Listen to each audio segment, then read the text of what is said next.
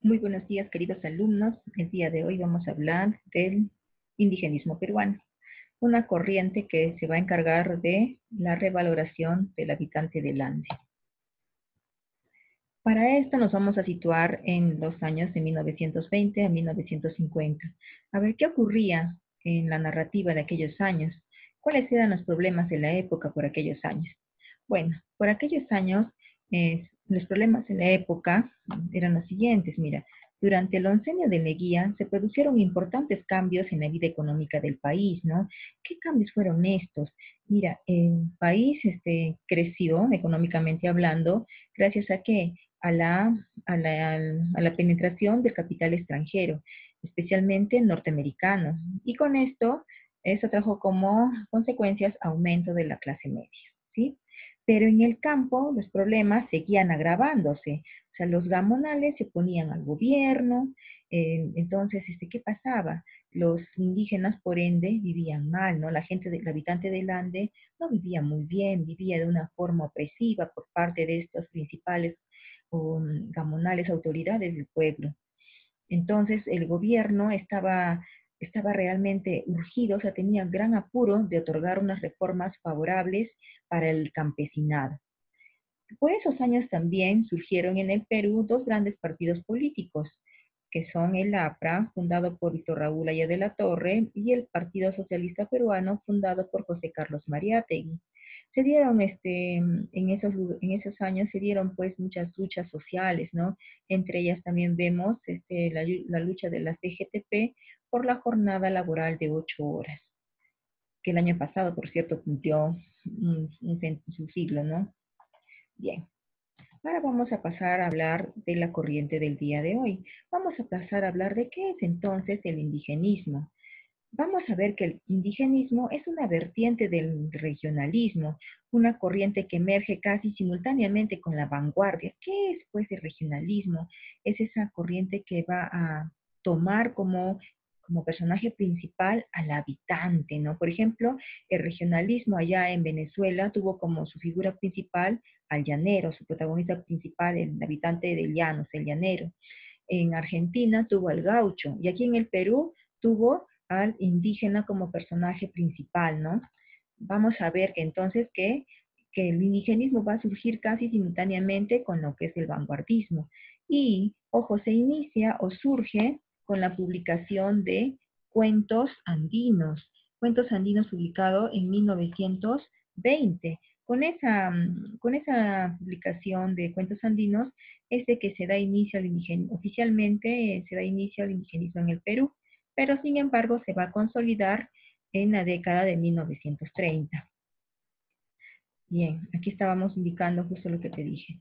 El indigenismo es considerado como un movimiento cultural e ideológico que busca más que todo la reivindicación y la revaloración del habitante del Ande, ¿no? ¿A través de qué? A través de la denuncia y la condena a un sistema que lo excluye y además que lo degrada. ¿Cuáles fueron las características entonces del indigenismo, perdón? Sus características fueron las siguientes, ¿no? Primero, sobresale el género narrativo, en especial el cuento y la novela.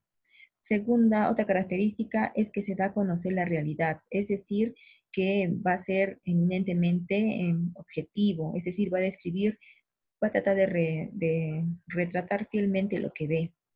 Es un movimiento ideológico. ¿Por qué es un movimiento ideológico? Porque a través de estas obras se busca la conciencia social, o sea, se busca que se tome conciencia de lo que se está haciendo al habitante del Ande y poderlo revalorar, poderlo reivindicar. Asimismo, va a reivindicar las labores, los valores sociales y culturales del pueblo indio, del pueblo indígena, de ese habitante del Ande que ha sido olvidado por las autoridades. Entonces vamos a ver que el indigenismo ya no solo es un fenómeno o una tendencia, sino ya se convierte en un movimiento intelectual, político y artístico, que no solamente va a incluir a la literatura, sino también a la pintura y al cine, como podrás estar visualizando estas imágenes. Y buena parte de este movimiento se va a desarrollar alrededor de la figura o a partir de las ideas del pensador socialista peruano José Carlos Mariátegui, que lo va a transmitir a través de su revista Amauta. Vemos que la estética que emplea, o sea, lo que va a utilizar el indigenismo peruano es la de realismo, o sea, va a utilizar esta corriente realista, ¿no? O sea, más o menos va a retratar la realidad, ¿no? Como lo hacía en la corriente de realismo peruano, básicamente con su variante naturalista. ¿Quiénes fueron los representantes del indigenismo? Tenemos a Enrique López Albújar, que fue el iniciador del indigenismo en el Perú con su obra Cuentos Andinos. Tenemos a José María Arguedas, que con él el indigenismo va a llegar a su punto máximo. Una de sus obras es La agonía de Razuñiti. Tenemos también a Ciro Alegría con El mundo de Sancho y ajeno. Tenemos a Francisco Izquierdo con su obra Gregorillo, Mario Floirán con su poesía Urpi, Julián Guanay con el Retoño, entre otros. El indigenismo tuvo también una evolución. ¿Y cuál fue esta evolución que tuvo como corriente literaria? Bueno, vamos a hablar primero de un indianismo. O sea, antes de que emerja propiamente la corriente indigenista, ya se había mencionado, o sea, ya de alguna forma se había tratado de hablar de la gente del habitante del Ande, ¿no? Ya hubo una corriente preindigenista. Ya esta corriente preindigenista, o más le vamos a llamar indianismo, ¿no? En el indianismo vamos a ver que se va a retratar al indio desde afuera, ¿no? Con esquemas ideológicos. El indianismo es la forma de retratar pues el abuso que se cometía ya al indígena. ¿Y dónde vemos este abuso? Este abuso lo vemos en la obra de Clorinda Mato de Turner, ¿no? Ella podría decirse que fue un antecedente de lo que es el indigenismo. Ella en su obra Ave sin nido denunció, ¿no? El maltrato, bueno, más que todo denunció que el abuso por parte del clero hacia los indígenas. Entonces aquí estamos viendo que se ve pues ya un antecedente del indigenismo en la obra de Clorinda Mato de Turner. También luego vamos a ver que se da el indigenismo ortodoxo. ¿A qué se refiere este indigenismo ortodoxo? Bueno, este indigenismo ortodoxo, aquí vamos a ubicar a Dinde y a Lande, pero a partir de la documentación, ¿no? Aquí vamos a buscar la reivindicación de este indígena, pero desde una perspectiva social y económica, o sea, se va a ver el problema de la tierra, ¿no? Se va a buscar su reivindicación, pero de una manera, o sea, se va a presentar al personaje indígena desde una mirada de afuera, ya desde una perspectiva va a describir cómo es que socialmente y económicamente este personaje principal que es el indígena está siendo explotado. ¿Y quiénes sobresalen? Sobresalen López Albújar y Ciro Alegría. Luego tenemos un nuevo indigenismo, un neoindigenismo, que se va a caracterizar por pertenecer a la nueva narrativa en el Perú, ya que va a utilizar otros recursos modernos. Aquí entra a tallar lo que es el realismo maravilloso. Y además va a ver al problema del indígena como una parte integral, o sea, va a presentarnos a un indígena desde dentro, no vamos a saber lo que piensa, lo que siente. Y justamente aquí sobresale José María Albújar, José María Arguedas, ¿no? Que nos va a retratar al indígena a cabalidad. Hablemos ahora de Enrique López Albújar, que es el primer escritor indigenista del Perú. Recuerda que con su obra Cuentos Andinos, publicada en 1920, se da inicio oficial a lo que es la corriente del indigenismo en el Perú. Enrique López Albújar nació el 23 de noviembre de 1872 en la ciudad de Chiclayo, en Lambayeque, pero sin embargo él los primeros años de vida las pasó en Piura. Es así que él, por decisión propia, diría que es un piurano a carta cabal, ¿no es cierto? Yo soy de Piura, de una ciudad pomposamente radiante, es lo que describiría en sus memorias de 1963. Nuestro escritor estudió en el Colegio Nacional Nuestra Señora de Guadalupe y posteriormente se recibió como abogado de la prestigiosa Universidad de San Marcos, ¿no? De la prestigiosa Universidad Mayor de San Marcos. Es así que teniendo ya esta carrera de abogado, es que se desempeñó como juez. Y justamente esta actividad es la que le permitió viajar por diversas regiones del Perú, entre las cuales se citan Huánuco, Piura, Lambayeque y Tacna. Y este peregrinar le permitió conocer el alma indígena de cerca, ¿no? Es así que él, pues, vivió de cerca el dolor, la angustia, la miseria, la desesperación del habitante del Ande. Y a través de estas vivencias que él tuvo, ¿no? Bueno, él observó al indio, debo decirte, ¿no? Desde su posición de juez, ¿no? Él no vio al indio desde la posición, pues, que te puedo decir, de un hacendado, como lo hizo Ciro Alegría, y mucho menos observó al indio desde la posición de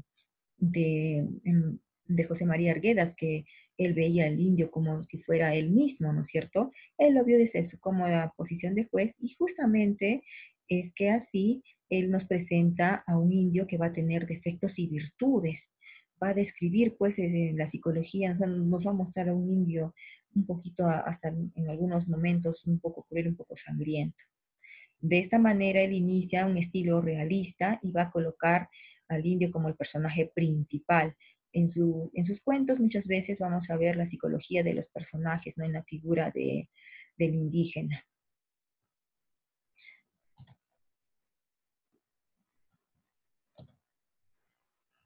Ya, un momentito. Bien. Vamos a continuar hablando de Enrique López Albújar. Entonces, Enrique López Albújar obtiene, después de haber publicado, ¿no? Ya cuentos andinos, nuevos cuentos andinos, Matalaché, obtiene en el año de 1950 el Premio Nacional de Novela en reconocimiento a su labor y se le otorgó en vida la Orden del Sol y las Palmas Magisteriales. Él, él utilizó los seudónimos Sansón Carrasco y León Cobos al escribir sus obras. Se considera, como ya hemos mencionado, el iniciador del indigenismo literario. Nuestro escritor murió en Lima en el año de 1966. ¿Cuáles fueron las principales características de sus obras? Como hemos mencionado, él ha creado personajes indígenas de verdad, es decir, personajes de carne y hueso, los cuales tenían vicios y defectos, virtudes y pasiones propios del habitante del Ande, ¿no? Del hombre del campo. Él ha desarrollado, pues, la psicología de sus personajes, o sea, a través de sus cuentos podemos ver, ¿no? Cómo es que sienten, qué es lo que piensan estos personajes. Podemos ver en la figura de, podemos ver aquí en la figura de Juan Jorge, un sicario, cómo es de que piensa, siente, ¿no es cierto? Cómo es lo que tiene que prepararse para cometer su labor, ¿no? Su trabajo, que es eliminar a Yayo Crispín en esta novela del Campeón de la Muerte. Podemos ver a través de Kunze Maye ese amor por su terruño, ¿no? Ese querer volver a su tierra, sentarse en su casa, abrazar a su mamá, ¿no es cierto? Entonces, todas esas cosas podemos observarla porque él se desarrolló la psicología de sus personajes. En sus relatos expresa la naturaleza trágica de la condestera indígena. Nos presenta personajes, pues, de alguna forma con bastantes efectos, dada la posición de juez que él tenía, ¿no? O sea, a sus manos llegaban pues, casos insólitos, ¿no? Seguramente alguno de esos casos es que lo ha motivado o lo ha inspirado a escribir muchos de sus cuentos andinos. ¿Cuáles fueron las principales obras? Escribió Cuentos Andinos en 1920, que es la colección de cuentos indígenas, de Mi Casona en 1924, donde cuenta sus memorias de su infancia en Piura, Matalaché, publicada en 1928, que es una novela negrista ambientada en la época de la colonia. Tenemos Nuevos Cuentos Andinos en 1937, que es una continuación de los primeros. Tenemos El Hechizo de Toma y Quichua en 1943, que es una novela costumbrista ambientada en Huánuco. También escribió poesías. Tenemos Miniaturas, que la publicó en 1895 en colaboración con Aurelio Arnao. Es una colección de poesías en verso y en prosa, perdón, dedicadas a bellas damas de la sociedad limeña. También escribió De la Tierra Brava en 1938, que fueron unos poemas afroyungas. Muy bien, jovencitos, esto es todo por hoy. Yo te espero en la siguiente clase para contarte Shannon Hampi o de repente El Campeón de la Muerte. Cuídate, ya nos vemos.